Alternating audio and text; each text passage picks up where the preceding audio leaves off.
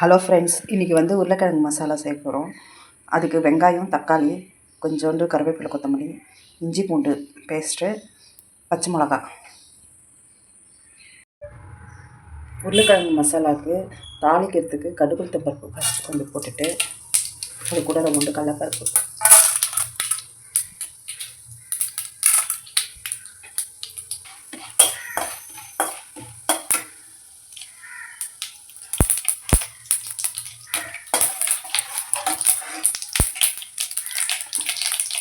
கடுகு நல்லா வெடிஞ்சிச்சு. இப்போ வெங்காயம்,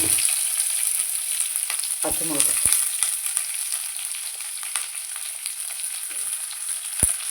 கருவேப்பிலை,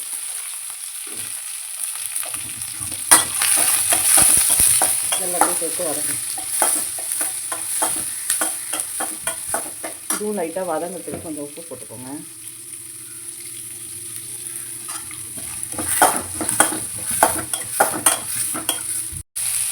லைட்டாக வதங்கினோடனே இஞ்சி பூண்டு பேஸ்ட்டு, கொஞ்சோண்டு ஒரே ஒரு தக்காளி இதை போட்டு நல்லா அப்படியே பொன்னிறமாக வர வைக்கும்.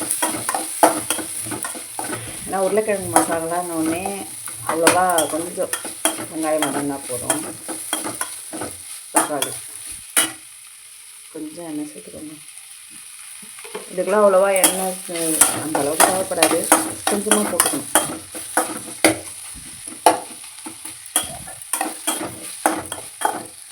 இந்த ஸ்டேஜில் கொஞ்சோண்டு மஞ்சள் தூள்,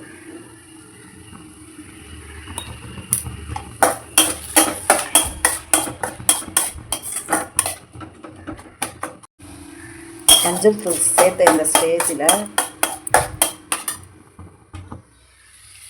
நல்லா வதக்கிட்டு மஞ்சள் தூள் சேர்த்த இந்த ஸ்டேஜில் கொஞ்சோண்டு தண்ணி, இந்த வெங்காயம்லாம் வேகிறதுக்கு தண்ணி கொஞ்சம் போட்டு தேவையான அளவுக்கு உப்பு போடுங்க ஃப்ரெண்ட்ஸ். தேவையான அளவுக்கு உப்பு போட்டுட்டு இதை ஒரு மூடி போட்டு வேக வைக்கணும்.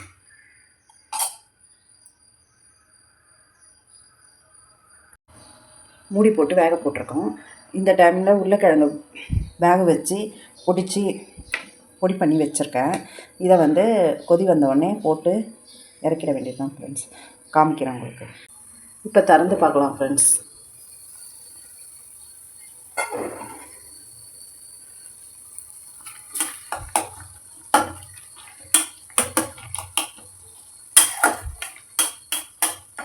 பாருங்கள், இந்த ஸ்டேஜில் நம்ம மசிச்சு வச்ச உருளைக்கிழங்க அதில் போட்டுற வேண்டியது தான்.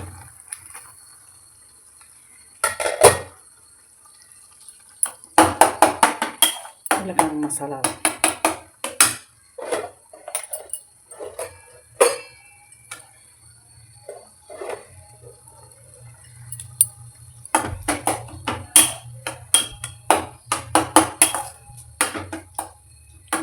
போட்டுட்டு மறுபடியும் சற்று நேரம் மூடி போட்டு அந்த உருளைக்கிழங்குல எல்லாம் காரம்லாம் ஏறணும்ல, அதனால் கொஞ்சம் நல்லா மூடி போட வேண்டியது தான் ஃப்ரெண்ட்ஸ்.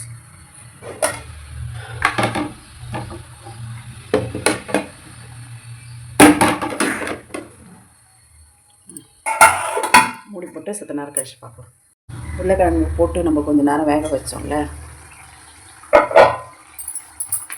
அதில் கொஞ்சோண்டு கார்ன்ஃப்ளவர் மாவு கரைச்சி வச்சுருக்கேன், அதை ஊற்றணும். ஊற்றிட்டு அதை அப்படியே ஒரு கிண்டி கிண்டிட்டு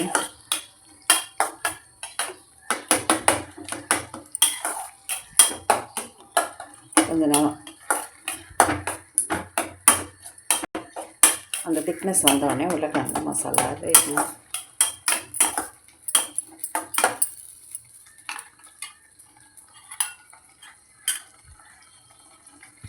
உருளைக்கிழங்கு மசாலா ரெடி ஆகிடுச்சு ஃப்ரெண்ட்ஸ்.